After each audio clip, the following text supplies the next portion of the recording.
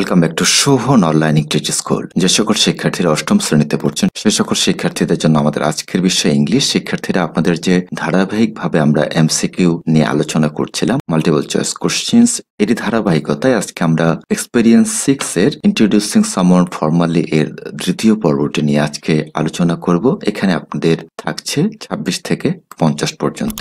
এর আগে আমরা 1 থেকে 25 পর্যন্ত এমসিকিউ নিয়ে আলোচনা করেছি। যে সকল শিক্ষার্থীরা দেখেননি সে সকল শিক্ষার্থীদের অনুরোধ করব, প্লেলিস্টে রয়েছে সিকোয়েন্স অনুযায়ী সাজানো, এখান থেকে দেখে নিয়ে আপনি আপনার নিজেকে ঝালিয়ে নিতে পারেন যে এই অধ্যায়ে আপনি কত ভালো করে শিখেছেন বা এই এক্সপেরিয়েন্সটি আপনি কতটুকু বুঝতে পেরেছেন। চলুন আমরা শুরু করি। শিক্ষার্থীরা 26 নম্বরে যে প্রশ্নটি আপনাদের করা হয়েছে, which word from the text is synonymous with safe. ওই যে আমরা টেক্সটটি পড়ছিলাম, আপনাদের একটু মনে করে দিই আগের কনভারসেশনটি দেখিয়ে। আমরা যে টেক্সটটি পড়েছিলাম ethical issues of child labour, সেইটার ক্ষেত্রে আপনাদের বলা হচ্ছে যে ওখানে যে সেফ শব্দটি ব্যবহার করা হয়েছে ওই পার্ট থেকে সেফ মানে হচ্ছে নিরাপদ, এর সমার্থক শব্দ কোনটি? হার্মলেস, এটি হচ্ছে নিরীহ একটি অর্থ প্রকাশ করছে। ডেঞ্জারাস বিপজ্জনক, ফ্রেজিল এটি হচ্ছে ভঙ্গুর, এবং রিস্কি এটি হচ্ছে ঝুঁকিপূর্ণ।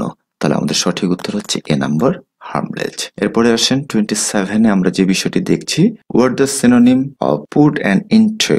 এই শব্দটির সিনোনিম কোনটি বা সমর্থক কোনটি? আমরা একটু অর্থগুলোর নিচে দেখে নিই, তারপরে মিলে নিচ্ছি। কন্টিনিউ চলমান, বিগিন শুরু করা, স্টপ থামা, এবং প্রমোট এটি হচ্ছে প্রচার। তাহলে এখন দেখেন, আমি যদি এই শব্দটার অর্থ জানি তাহলে কিন্তু আমরা ম্যাচ করতে পারি। এই শব্দটির অর্থ হচ্ছে put and into, that means থামুন বা থামা। তাহলে আমাদের উত্তরটি হচ্ছে সি নাম্বার। চলুন আমরা 28 নম্বর প্রশ্নটি দেখে নিই। The term vulnerable from the text can be replaced with. আমরা যে টার্মটা পেয়েছিলাম ভালনারেবল, এই টার্মটা মূলত ওই টেক্সটে কি শব্দটা দ্বারা রিপ্লেস করা যায়? আমরা আগে অর্থগুলো দেখে নিই, তারপরে এটার বাংলা সহ আলোচনা করছি। স্ট্রং হচ্ছে আপনার শক্তিশালী, আর ইনভিনসিবল যেটি হচ্ছে অজেয় বা অপরাজেয়, সাসেপ্টেবল হচ্ছে আপনাদের সংবেদনশীল, এবং সেফ হচ্ছে নিরাপদ। এখন আমরা ভালনারেবল যেটা আমরা পেয়েছিলাম টার্মটা, সেটাই সংবেদনশীলকে আমাদের প্রকাশ করছিল, এজন্য আমাদের উত্তরটি হবে সি নাম্বার। এরপরে আসেন আমরা যেই বিষয়টি নিচ্ছি সেটি হচ্ছে formal features in the text ethical issues of child labour. এই যে ethical issue of child labour যে ফর্মাল ফিচার গুলো ছিল সেখান থেকে আমরা এখন আলোচনা করছি। 29, which sentences the text reflect the use of long sentences, compound, complex। যে বিষয়টি আপনাদের বলছে 29-এ, পাঠের কোন বাক্যটি দীর্ঘ বাক্যের, যেটা কম্পাউন্ড হচ্ছে আপনাদের যৌগিক এবং কমপ্লেক্স হচ্ছে আপনাদের জটিল বাক্য ব্যবহারের প্রতিফলন করেছে। পাঠে কোনটি এই ধরনের বাক্যের প্রতিফলন করেছে? সেটা আমরা যদি দেখি, it is highly continuous ethical issue, এটি একটি অত্যন্ত বিতর্কিক নৈতিক সমস্যা। Child labour has significant long term consequences on social, economic and cultural development. সামাজিক, অর্থনৈতিক এবং সাংস্কৃতিক উন্নয়নে শিশু শ্রমের উল্লেখযোগ্য দীর্ঘমেয়াদী ফলাফল রয়েছে। দে আর ইনোসেন্ট অ্যান্ড ভেরি ফ্রাজিল ইমোশনালি। তারা নির্দোষ এবং আবেগগতভাবে খুবই ভঙ্গুর। এবং লাস্ট ওয়ান যে বাক্যটি আছে, D number, the mind of a child is always growing. একটি শিশুর মন সবসময় বৃদ্ধি পায়। এখানে মূলত যেটা বলা হয়েছিল আপনাদের পাঠে কোন বাক্যটি দীর্ঘ বাক্য, তাহলে আমরা যদি একটু দেখি, খেয়াল করি যে আমাদের সবচেয়ে দীর্ঘ বাক্য কিন্তু বি নাম্বার। অথবা আপনাদের যখন আমি এই টেক্সটটি বুঝিয়েছিলাম সেখানে কিন্তু সিম্পল, কম্পাউন্ড এবং কমপ্লেক্স বাক্যগুলো বুঝিয়েছিলাম। সেই লেসনটা যদি আপনি দেখে থাকেন তাহলে কিন্তু এটা ভালো বুঝতে পারবেন, নাহলে বুঝতে পারবেন না। আমরা ব্যাখ্যা করেছিলাম কমপ্লেক্স কিভাবে হয়, কম্পাউন্ড কিভাবে হয়, এই বিষয়গুলো। চলুন আমরা 30 নাম্বারটা দেখে নেই। Which sentences reflect the use of academic vocabulary and cohesive device. তাহলে কোন বাক্যে একাডেমিক ভোকাবুলারি এবং কোহেসিভ ডিভাইস ব্যবহার করা হয়েছে? আপনাদের জন্য সবচেয়ে সহজ হচ্ছে আগে কোহেসিভ ডিভাইসটা বের করে নেওয়া। তাহলে খেয়াল করেন, একটি মাত্র বাক্যে এখানে অপশনে কোহেসিভ ডিভাইস আছে ইন এডিশন। এটি হচ্ছে আপনাদের কোহেসিভ ডিভাইস, যেটি আপনাদের এক্সপেরিয়েন্স 5 আলোচনা করা হয়েছিল খুব ভালো করে। পুরো ইউনিটই ছিল আপনাদের কোহেসিভ ডিভাইসের উপরে। তাহলে আমরা পরবর্তী বাক্যগুলো দেখবো না, যেহেতু আমাদের একটি শর্ত ম্যাচ করেছে আর কোনোটাতে কোহেসিভ ডিভাইস নেই, অতএব আমাদের উত্তরটি হচ্ছে এ নাম্বার। এরপর 31, the phrase in conclusion, child labour is an ethical issue of great concern, reflects which features. এখানে বলছে যে উপসংহারে শিশুশ্রম একটি বড় উদ্বেগের একটি নৈতিক সমস্যা। বাক্যটি কোন বৈশিষ্ট্য প্রতিফলিত করে, বা এখানে কোন বাক্যটি প্রতিফলিত হয়েছে। যেহেতু ইন কনক্লুশন ব্যবহার করেছে, খেয়াল করেন ইন কনক্লুশন আমরা কখন ব্যবহার করি? Informal term, use of contraction, concluding sentence. তাহলে আমরা অলরেডি পেয়ে গেলাম কিন্তু কনক্লুডিং সেন্টেন্স। তাহলে আমাদের সমাপনী বাক্য হিসেবে এটি ব্যবহার করা হয়। আর বাকি যে ফিচার্স গুলো রয়েছে, এই ফিচার্স গুলো আপনাদের ইনফর্মালের জন্য। এরপরে আসেন 32, the sentence the harmful পয়জনস May destroy the health of children uses what type of writing. এই যে বাক্যটি লিখেছে, ক্ষতিকারক বিষ শিশুদের স্বাস্থ্য নষ্ট করতে পারে, এই বাক্যটি কোন ধরনের লেখা ব্যবহার করে বা কোন ধরনের লেখাটা এখানে ফুটে উঠেছে?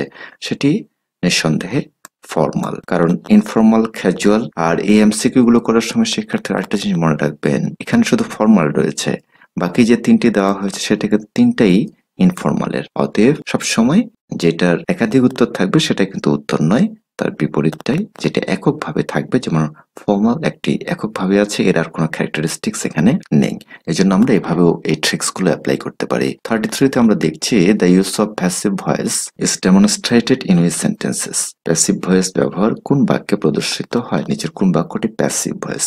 আমরা জানি যে প্যাসিভ ভয়েসের ক্ষেত্রে সর্বদাই অবজেক্টিভ ব্যবহার করা হয়। দ্যাট মিনস অবজেক্টে সাবজেক্ট হিসেবে কাজ করে, এখানে কোনো ব্যক্তিবাচক বিষয় থাকবে না, সবসময় বস্তুবাচকটাকেই হাইলাইটস করা হবে। এই জন্য আমরা সরাসরি যে বিষয়টি দেখব, the laws are implemented to protect children, শিশুদের সুরক্ষার জন্য আইন প্রয়োগ করা হয়েছিল। কে করেছিল? সে কিন্তু উজ্জ্ব আছে, দ্যাট মিনস সাবজেক্ট নেই এখানে। এই জন্য আমরা এটাকে প্যাসিভ ভয়েসের স্ট্রাকচারে ফেলে দেব। এরপর আসেন 34, the sentence it can only be achieved through a collective effort from all sectors of society demonstrates what formal writing features। এই বাক্যে কোন ফর্মাল রাইটিং ফিচার্সটা নেওয়া হয়েছে? তাহলে আমাদের এই বাক্যে আমরা খেয়াল করি, পার্সোনাল অপিনিয়ন ব্যক্তিগত মতামত, ক্যাজুয়াল টোন নৈমিত্তিক স্বর, ফুললি ইলাবোরেটেড এন্ড কনক্লুডেড সেন্টেন্স সম্পূর্ণ বিস্তৃত এবং সমাপ্ত বাক্য, স্ল্যাং এক্সপ্রেশন। তাহলে এই ক্ষেত্রে আমরা ফর্মালের সাথে আমাদের সি নাম্বারে শুধু যাই ইলাবোরেটেড বিস্তীর্ণভাবে লেখা এবং কনক্লুডেড একটা সেন্স দিয়ে দিয়েছে। এরপরে আসেন অ্যানালাইজিং রাইটিং স্টাইল। এই শিরোনামে আপনাদের একটা কাজ ছিল, সেখান থেকে আমরা নিয়েছি what should be avoided in informal writing. Informal writing এ কোন বিষয়টি এড়িয়ে চলা উচিত? Academic vocabulary, polite tone, complex sentences, slang and casual language. Sorry, এটা ইনফর্মাল না, এটা ফর্মাল যেহেতু আছে, তাহলে আমাদের ফর্মালের ক্ষেত্রে কোনটি এড়িয়ে চলা উচিত? Academic vocabulary, polite tone, complex sentences, slang and casual language. তাহলে আপনাকে প্রথম যে কাজটি করতে হবে, একথা শেষে এই জিনিসগুলো সবগুলোই কিন্তু ফর্মাল এবং ইনফর্মালের যে ফিচার্স গুলো বা বৈশিষ্ট্যগুলো আপনাদের আছে, ওই জায়গা থেকে বেশি বেশি করে কিন্তু আপনারা স্টাডি করবেন বা বিষয়গুলো জানবেন, তাহলে সহজেই পারবেন। এরপর আসেন 36, which of the following is considered appropriate for informal writing. ইনফর্মালের জন্য কোনটা সবচেয়ে বেশি অ্যাপ্রোপ্রিয়েট? আপনি যদি একটু বুঝে থাকেন, খেয়াল করেন, কন্ট্রাকশন ব্যবহার করেছে, দুটো শব্দকে লেট আসটাকে এক জায়গায় করেছে, তার মানে এটাই আমাদের উত্তর হবে। এভাবেও কিন্তু হয়। আর বাকি সবগুলো বাক্য কিন্তু ফর্মাল বাক্য, জাস্ট এটাই হচ্ছে শুধু ইনফর্মাল বাক্য। এরপর আসেন 37, informal writing which pronouns are usually avoided. কোন ধরনের প্রোনাউন গুলো ফর্মাল রাইটিং এ অ্যাভয়েড করা হয়? তাহলে আমাদের সরাসরি আমরা যে রুলসটা পেয়েছিলাম, আই ইউ, এটা ফর্মালে অ্যাভয়েড করা হয়। থার্ড পারসন, বাকি সবগুলো কিন্তু ফর্মালে নেওয়া হয়। 38 আসেন, which of the following is a formal way to express gratitude. নিচের কোনটি কৃতজ্ঞতা প্রকাশের আনুষ্ঠানিক উপায়? থ্যাঙ্কস আ লট, এটি ইনফর্মাল বাক্য, আমরা জানি। I am grateful for your assistance. Cheers, you are the best. Contraction ব্যবহার করেছে, এটা হবে না। চিয়ার্স একেবারে শর্ট বাক্য ব্যবহার করেছে, সেটাও হবে না। এই জন্য আমরা ব্যবহার করব ফর্মালের ক্ষেত্রে বি নাম্বারটি, I am grateful for your assistance, আমি তোমার সাহায্যের জন্য কৃতজ্ঞ। এরপর আসেন 39-এ যেটা বলছে, the use of I am instead of I am. I am এর পরিবর্তে আই এম ব্যবহার করা হয়েছে। ইজ অ্যান এক্সাম্পল অফ, এটা কিসের? এটা আমাদের সরাসরি কন্ট্রাকশন। দুটো শব্দকে যখন এক জায়গায় করা হচ্ছে তখন সংকোচন করা হয়েছে, এই জন্য আমাদের অ্যান্সারটি হচ্ছে খ। এরপরে আসেন 40 নম্বর, আমরা দেখে নেই, the phrase I apologize for any inconvenience this may have caused would most likely appear in. এর কারণে হতে পারে এমন কোন অসুবিধার জন্য আমি ক্ষমা প্রার্থী। বাক্যাংশটি সম্ভবত প্রদর্শিত হবে। এখানে কি প্রদর্শিত হবে? সেটি হচ্ছে আমাদের informal narrative writing, conversational writing. তাহলে দেখেন এই এ, বি এবং ডি কিন্তু একই, এজন্য সি নাম্বার উত্তর উত্তরটি হবে। আর বৈশিষ্ট্যগত দিক দিয়ে কিন্তু এটি ফর্মাল রাইটিং। এরপরে আসলে রাইটিং প্র্যাকটিস অ্যান্ড অ্যানালাইসিস, এটার ক্ষেত্রে আমরা নিব word style of writing is used in academic research papers. আমরা যখন একাডেমিক প্রাতিষ্ঠানিক কোনো গবেষণাপত্র লেখা হয়, সেই পত্রে লেখার কোন শিল্পটি আমরা ব্যবহার করে থাকি সেটি আমাদের ফর্মাল আমরা ব্যবহার করে থাকি, যেটাকে আমরা আনুষ্ঠানিক বলছি। এরপরে আসেন 42 number 42, which sentence would most likely to be used in informal writing? কোন বাক্যটি সম্ভবত অনানুষ্ঠানিক লেখায় ব্যবহৃত হবে? I am writing to inform you that, আমি আপনাকে জানাতে লিখছি যে, ক্যাচ ইউ লেটার, তোমাকে পরে ধরবো। This report outlines the findings of, এই প্রতিবেদনটি ফলাফলের রূপরেখা দেয়। Your application has been review, তোমার আবেদন পর্যালোচনা করা হয়েছে। তাহলে এখানে আমাদের ইনফর্মাল খেয়াল করেন, যে ইম্পারেটিভ সেন্টেন্স ব্যবহার করা হয়েছে, ক্যাচ ইউ লেটার, এবং চিয়ার্স কিছুক্ষণ আগে আমরা পেয়েছিলাম সেই রকম কিন্তু একটি বিশেষসূচক চিহ্ন ব্যবহার করা হয়েছে, যেটাকে আমরা এক্সক্লামেশন মার্ক বলে থাকি। এরপরে আসেন 43, in which context would you use formal writing? কোন প্রসঙ্গে তুমি আনুষ্ঠানিক লেখা ব্যবহার করবে? Texting a friend, writing an essay for school, writing a grocery list, chatting online. Chatting online এটা ব্যক্তিগত কাজ, ইনফর্মাল। ফ্রেন্ডকে টেক্সট লেখা এটাও ইনফর্মাল। সেক্ষেত্রে আমাদের গ্রোসারি লিস্ট যদি লেখেন এটা আপনার ব্যক্তিগত বিষয়, তাহলে স্কুলে প্রবন্ধ লেখাটা হচ্ছে formal. 44, the sentence, the project is expected to be completed by Friday is an example of, এই বাক্যটি মূলত কি প্রকাশ করছে? কোন অপশনটি? ইনফর্মাল, ফর্মাল রাইটিং, ন্যারেটিভ এবং পারসুয়েসিভ। তাহলে আমাদের 44 নম্বরে যে বিষয়টি বলছে, প্রকল্পটি শুক্রবারের মধ্যে সম্পূর্ণ হবে বলে আশা করা হচ্ছে, কে আশা করছে সেটা কিন্তু নেই, তাহলে আমরা এটাকে প্যাসিভ ভয়েস ধরবো। তার প্যাসিভ ভয়েস হচ্ছে ফর্মাল রাইটিং এর জন্য। এরপর আসেন 45, which of the following is an informal greetings. তাহলে এই যে বিষয়গুলো রয়েছে বা অপশনগুলো রয়েছে, নিচের কোনটি অনানুষ্ঠানিক বা ইনফর্মাল অভিবাদন? Dear sir oblique madam, good afternoon, hey there, to home is may concern. তাহলে এখানে ইনফর্মাল ওয়ার্ড আমরা একটা সরাসরি পেয়েছি, সেটি হচ্ছে হেই, হেই দেয়ার। তাহলে আমাদের উত্তরটি হচ্ছে সি। এরপর আসেন 46, which of the following sentences is more appropriate for a formal letter? Formal লেটারের ক্ষেত্রে বা আনুষ্ঠানিক চিঠির জন্য নিচের কোন বাক্যটি বেশি উপযুক্ত? I am really sorry, I sincerely apologize for any inconvenience of my bad, উফ আমার খারাপ, নো অরিস, কোনো চিন্তা নেই। তাহলে এই ক্ষেত্রে দেখেন ফর্মাল বাক্য শুধু আমরা একটা শব্দ দেখেই ব্যবহার করতে পারি, অ্যাপোলোজাইজ এই শব্দটি। আমাদের উত্তরটি হচ্ছে B. 47, the results were surprising is an example of, ফলাফল বিস্ময়কর ছিল, এর উদাহরণ কোনটি? Informal tone, passive voice, contraction, narrative writing. এটি result were surprising, that means রেজাল্টটাই আমাদের সাবজেক্ট পজিশনে চলে আসছে, দ্যাট মিনস এটি প্যাসিভ ভয়েস।